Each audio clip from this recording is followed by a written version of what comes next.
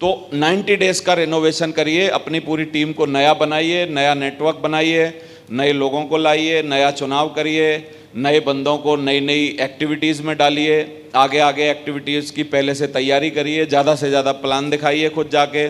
Plan दिखाने के बाद शाम को, सुबह मजदूरी होती है प्लान दिखाना, FIM करना, फॉलोअप करना। 8 घंटे कम से कम एक अच्छे नेटवर्कर को 8 घंटा मजदूरी करनी चाहिए, और 2 घंटा एक अच्छा टीचर बन के कुछ महत्वपूर्ण लोगों को कुछ ना कुछ सिखाना चाहिए। साइमल्टेनियसली दोनों काम चलने चाहिए। 8 घंटा मजदूरी, 2 घंटा टीचिंग, 8 घंटा मजदूरी, 2 घंटा टीचिंग, 8 घंटा मजदूरी, 2 घंटा टीचिंग, 10 घंटा मजदूरी, 1 घंटा टीचिंग। हो सकता है किसी का थोड़ा मजदूरी का ज़्यादा हिसाब किताब हो और बहुत ही मतलब मरे पड़े हों, ज़रूरत पड़ रही हो आदमियों की, और टीचिंग के लिए 1 ही घंटा वक्त निकाल पाएँ, या 10.5 घंटा मजदूरी और 1.5 घंटा वो। लेकिन सिखाना और काम करना दोनों साथ साथ साइमल्टेनियसली चलना चाहिए। आप सोते वक्त अपने आप से पूछिए कि आज मैंने किस नए बंदे को रजिस्ट्रेशन करना सिखाया, किस बंदे को आज मैंने फोल्डर लेके प्लान देना सिखाया, किस बंदे को आज मैंने कुछ नई चीज़ सिखाई जो कि इस बिज़नेस में रेवेन्यू जनरेट करने के लिए काम करेगी। जैसे मैं जो आपको सिखा रहा हूँ ना, जितनी चीज़ें, इनसे कोई रेवेन्यू जनरेट नहीं होगा। मैं जितनी भी बातें आपको बता रहा हूँ, ये बहुत फ्यूचर की बातें हैं, पता नहीं कितने लोग मानेंगे, कोई मानेगा नहीं मानेगा। लेकिन आज मैं अगर किसी को पकड़ के एक फॉलोअप करना सिखा दूं, या फॉलोअप के 4 क्वेश्चन के जवाब देना सिखा दूं, या कुछ उनको एक अच्छी ऑडियो सुनवा दूं नेटवर्क में अपने में, जिससे वो कुछ 4 पॉइंट सीख सकें, तो कितने लोग बोलते हैं मैंने रेवेन्यू जनरेशन के लिए कुछ अच्छा काम किया भविष्य में। आवाज़ नहीं आई? अच्छा काम किया ना। या मैंने कोई 2 बंदे जो आज तक बेचारे वेबसाइट खोलने के अलावा कुछ नहीं जानते थे, उनको थोड़ा रजिस्ट्रेशन करना, कैसे डालते हैं, लेफ्ट राइट में कैसे ज्वाइन कराते हैं, और बूस्टर इनकम कैसे आती है, ये सब थोड़ी टेक्निकल नॉलेज अगर ज़्यादा दे दी, तो कितने लोग बोलते हैं कि वो मैंने अच्छा काम किया फ्यूचर के लिए। ग्रेवाल सर ने, मेरे को याद है, 8-10 लोगों को पकड़ के एक बार अपने कमरे पे, जो आर्मी का कमरा था, वहीं कोर बनाया था। उसमें सबसे पहले सुनहरी जी गए थे, बस मेरे तक भी नंबर नहीं आया था। मैं या तो होऊंगा नहीं तब, या होऊंगा भी तो उस लायक नहीं समझा होगा उन्होंने जो मेरे को वहाँ बुलाया जाए। तो 8-10 बंदे उन्होंने कोर बनाए, जिसमें से सिर्फ 2 बंदे उनके सिखाए हुए अभी तक बचे हैं, लेफ्ट राइट। एक हैं सुनहरी जी, दूसरे हैं माधव सिंह, जो उनके हाथ के कोर हैं, खुद के हाथ के कोर। सही है? ऐसे मान लो खुद के हाथ के मिस्त्री हैं वो। 2 ही मिस्त्री बनाए बस, कि तू भाई इंजन खोल लिया कर, ऐसे ऐसे लगा दिया कर, मैं तेरा गुरु हूँ, कोई बात पड़े तो बताना, बाकी मैं बैठा हूँ यहाँ। 2 ही तो चेले बनाए। उन 2 चेलों ने लंका लगा रखी है पूरी, आप देखो।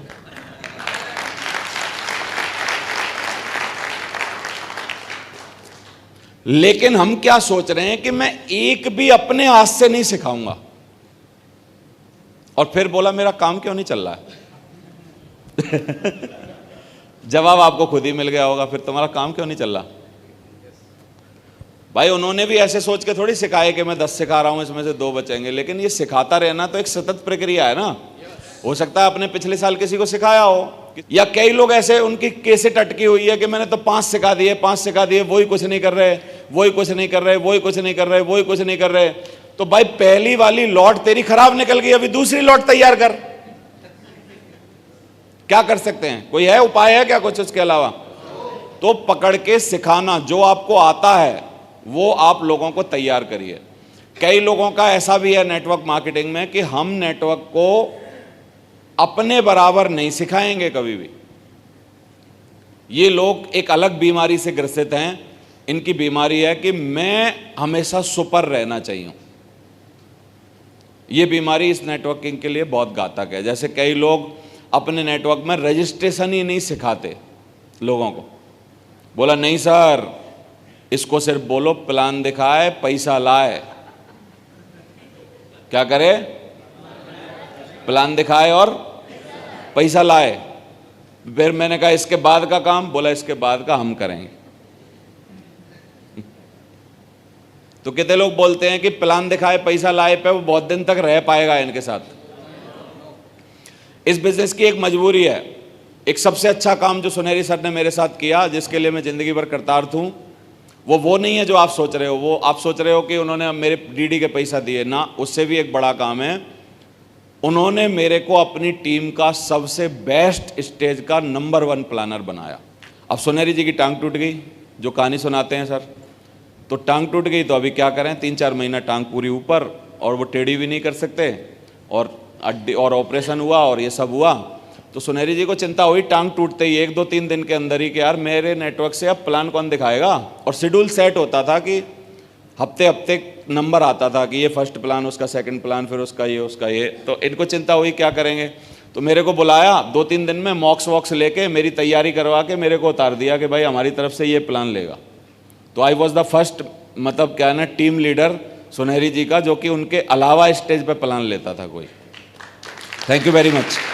तो मेरे को उनका वो जो पॉइंट है, वो पॉइंट लगता है कि मेरी जिंदगी को यहां तक लाने में उस पॉइंट ने सबसे ज्यादा काम करवाया, क्योंकि उन्होंने जैसे ही मेरे को स्टेज पे धक्का मारा तो मेरे अंदर ये पॉजिटिविटी आ गई अंदर से कि यार देवेंद्र शर्मा, अब तू अपने चेहरे पे सब कुछ कर सकता है।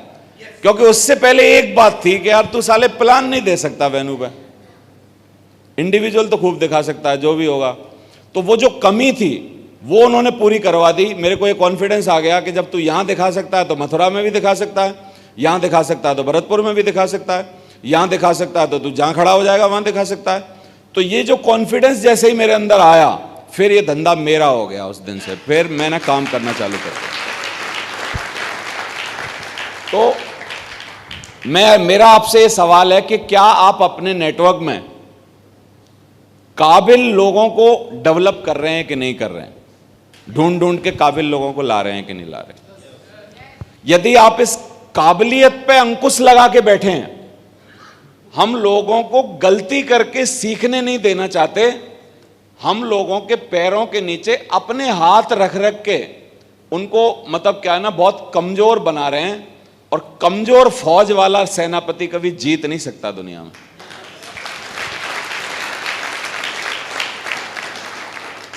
कौन सा सेनापति जीतेगा?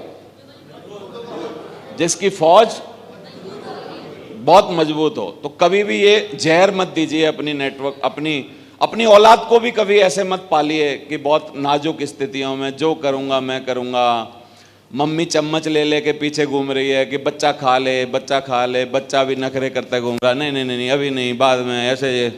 ऐसी औलादें कुछ बड़ा मोदी नहीं बनेंगी कभी। ऐसी औलादें अच्छा बच्चा ही बनेंगी मम्मी का बस। और जैसे ही हुआ देखेंगी तुरंत मम्मी के उसमें पल्लू में आके बोला, मम्मी हुआ आ गया, अभी क्या करें। बड़ा होने दीजिए उनको, अपने आप सीखने दीजिए, चुनाव करने दीजिए, गलतियां करने दीजिए। समझ आ रहा है? तो औलाद के लिए भी सेम नियम है, ऐसे ही इसके लिए भी सेम नियम है। तो अपने नेटवर्क को और अपनी औलाद को मजबूत बनाइए, कमजोर मत बनाइए। सब बातें उससे पूछिए, बार बार लोगों से वो सब काम करवाइए अपने नेटवर्क में जो आप उनको देखना चाहते हैं। ग्रेवाल सर की एक बहुत अच्छी क्वालिटी है, मैं फिदा हूं उस क्वालिटी पे। हमेशा ग्रेवाल जी हर बंदे को अपने से ज्यादा मौका देते हैं राइज करने का और चमकने का। यही क्वालिटी की वजह से उन्होंने सबसे बड़ा नेटवर्क बनाया सेपसॉफ्ट का। मैंने ये बहुत नजदीक से महसूस किया है कि वो हमेशा पीछे रहते हैं और बंदों को हमेशा आगे करते हैं, हर बात में आगे करते हैं। समझ आ रहा है आपको? तो आप अपने से ज्यादा लोगों को आगे करने की मानसिकता लाइए। इस बिजनेस में कई बार हमारी मानसिकता बन जाती है, मैं सीनियर हूं, मैं ही इस प्लान की क्लोजिंग करूंगा। तो कुछ लोगों ने इस बिजनेस में ना बहुत, मतलब कास्टिज्म बनाया हुआ है। कास्टिज्म क्या होता है? ये नीची जात, ये ऊंची जात, ये बड़ा आदमी, ये छोटा आदमी, वो सब चीजें यहां भी चला रहे हैं कि अपलाइन है, अपलाइन हमेशा सुपर बैठेगा, सुपर बात करेगा। तू बोला डाउनलाइन है, हमारे सामने ऐसी बातें मत किया कर, ऐसा मत किया कर, ऐसा मत किया कर, ऐसा नहीं करना है तेरे को, ये करना है, मेरे से क्यों नहीं पूछा, मेरे से क्यों नहीं पूछा, मेरे से क्यों नहीं पूछा, मेरे से क्यों नहीं पूछा, मेरे से क्यों नहीं पूछा, मेरे से क्यों नहीं पूछा। ये क्या है? ये सुपरिज्म की बीमारी है कि आई एम द सुपर, मेरे से होना चाहिए सब कुछ, मेरे से शुरू होना चाहिए, मेरे पे ही अंत होना चाहिए, मेरा ही सब कुछ होना चाहिए। तो ऐसे बंदों को पैसा वैसा ज्यादा मिलेंगे नहीं, ये खाली इन्हीं चक्करों में ही पड़े रहेंगे बस। तो आप खुश होइए इस बात के लिए कि आपकी डाउनलाइन में कोई आदमी यदि आपकी बराबर या काबिल हो रहा है, इसका मतलब एक लेग से आपका छुटकारा हो रहा है। प्रभु हमेशा के लिए खुश होइए इस बात से। तो जीवन में आपकी डाउनलाइन यदि आपकी रिगार्ड और इज्जत कर रही है और आपके साथ रह रही है और उसका कद जितना भी बड़ा है, मैं बता रहा हूं वो आपके लिए पावर है, पॉइंट है यार, वो प्लस पॉइंट है, कोई माइनस पॉइंट नहीं है। वो बहुत बड़ी बात है यार।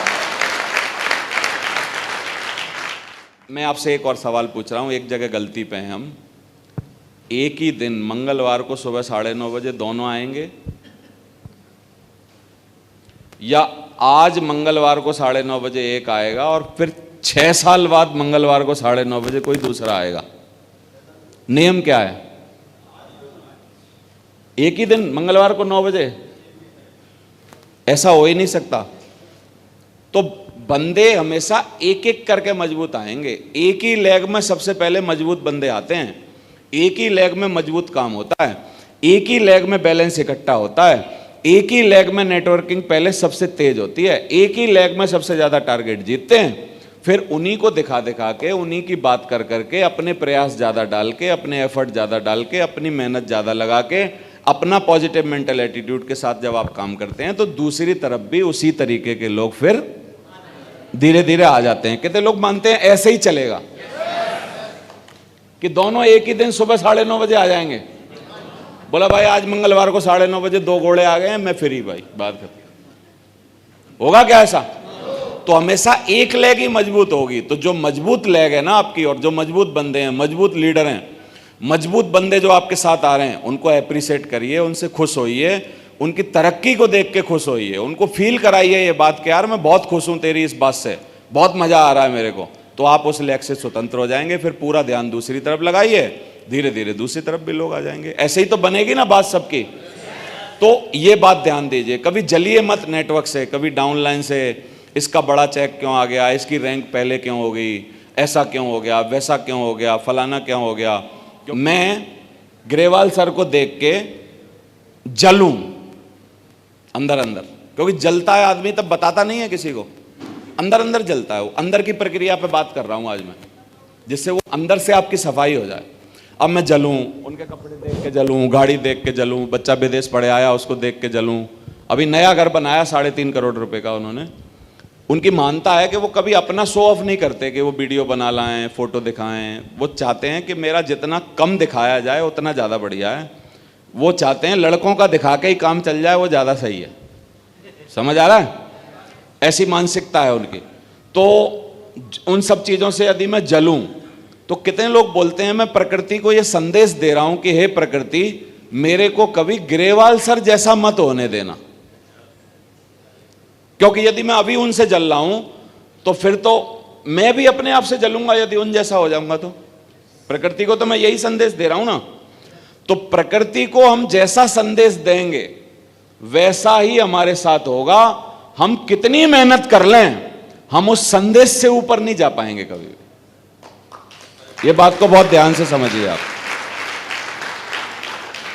तो हर जीवन की बड़ी किताब में यह बोला गया है कि हमेशा उस आदमी को एडमायर करिए। एडमायर की क्या अच्छी हिंदी होगी मेरे को पता नहीं। एडमायर मतलब उनको प्रशंसनीय, उनको प्रशंसा करिए और मन में उनको एडमायर करिए इस बात के लिए। जब तक आप उसको मन में एडमायर करेंगे तब तक आप उसकी दौड़ में हैं, आप उस जैसा और उससे बड़ा भी बनेंगे। एडमायर नहीं करेंगे, यदि किसी को एडमायर नहीं किया तो आप उस जैसा नहीं बन पाएंगे। तो आप देखना बॉलीवुड वालों की मानता, मैं बहुत इनके इंटरव्यू देखता हूं, बहुत उनसे खुश रहता हूं, मैं प्रेरित होता हूं। मैं देखता हूं कि हमेशा बड़े बड़े लोगों की वो सराहना करते हैं कि यार कोई नया एक्टर आएगा तो उसको बोलेंगे कि आप तो सलमान खान की छुट्टी कर दोगे, तो वो बोलेगा नहीं नहीं, हंसते हुए बोलेगा नहीं नहीं नहीं, Salman Khan is a king of Bollywood, ऐसे बोलेंगे। या शाहरुख खान के बारे में बोलेंगे, Shahrukh Khan is the king of Bollywood. नया बंदा यही बोलेगा, चाहे उसकी पिक्चर हिट हो गई हो या कोई भी हो गई हो। यानी वो क्या कर रहा है, उस बंदे को एडमायर कर रहा है, क्योंकि वो हो सकता है उससे अच्छी पिक्चर में अभी एक में कार्तिक आर्यन ने अच्छे पैसा कमा लिए हों, हेरा फेरी जो भूल भुलैया 2 में, भूल भुलैया 2 अभी तक की बॉलीवुड की कोरोना के बाद की सबसे ज्यादा पैसा कमाने वाली पिक्चर है। उससे ज्यादा पैसा किसी ने नहीं कमाया अभी तक कोरोना के बाद। वो है कार्तिक आर्यन, नया लड़का, ग्वालियर का रहने वाला।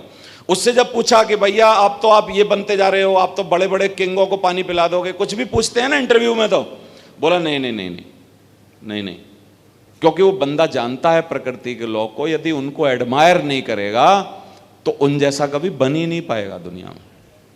कितने लोगों को मेरी बात समझ में आ रही है? तो यू हैव टू एडमायर उन सब लोगों को जिन लोगों को देख के आप इस धंधे में या उस जैसा बनना चाहते हो। आपको करना पड़ेगा, मन चाहे तब भी, ना चाहे तब भी। आपकी उनसे कुछ खटपट हो गई हो तब भी, नहीं हुई हो तब भी, प्रकृति का नियम है ये, उसके खिलाफ नहीं जा सकते हम। तो हमेशा उनको एडमायर करिए जो हमसे बड़े हैं, भले ही वो एक कद पे खड़े हैं। जैसे देखो आप, हम लोग क्या है ना, कई बार ग्रेवाल सर के साथ एंट्री करते हैं, कई बार ग्रेवाल सर के साथ स्टेज शेयर करते हैं। ग्रेवाल जी को भी सेम बुक के, सेम माला, सेम कलर की चुन्नी हमें मिलती है, सेम ग्रेवाल जी को भी वही मिलती है, वही सुनहरी जी को मिलती है। अब मैं अपने मन में ये सोचने लग जाऊं, भगवान को ये कमांड देने लग जाऊं, मैं तो इन जैसा बन गया, इन जैसा बन गया, लेकिन मेरे पैसा में उनके पैसा में डबल का अंतर है। अभी वो चुन्नी साली एक कलर की क्या डल गई, मैं अंदर से वैसा करने लग जाऊं क्या नाटक? तो सीधा चुन्नी के कलर के चक्कर में 35 का नुकसान नहीं हो जाएगा? आवाज नहीं आ रही?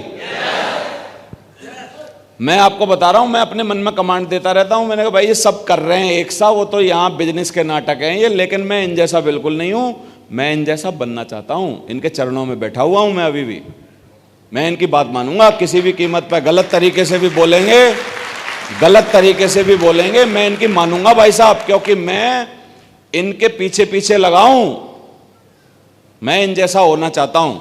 तो कितने लोगों को ये मैसेज जा रहा है कि भैया यदि अपलाइन हमारे साथ बैठा है, हमारे साथ है, या वो हम उसकी जैसी पदवी पे आ गए। कई बार रेड क्लब, डायमंड, एक ही जगह स्वागत होता है, एक ही जगह उनकी पट्टी डलती है, एक ही जैसे बुक्के आते हैं, एक ही जैसी माला आती है, सबके लिए चाय आ रही है, सबके लिए ही सब काम हो रहे हैं, और एक आदमी बैठा है तनगर है, बोला अब क्या हो गया, अब तो साले सब सोफा सेम, पट्टी सेम, कलर सेम, चुन्नी सेम, माला सेम, बुक्का सेम, एंट्री सेम, बाजे सेम, अब क्या है? बोला अब क्या रह गया है?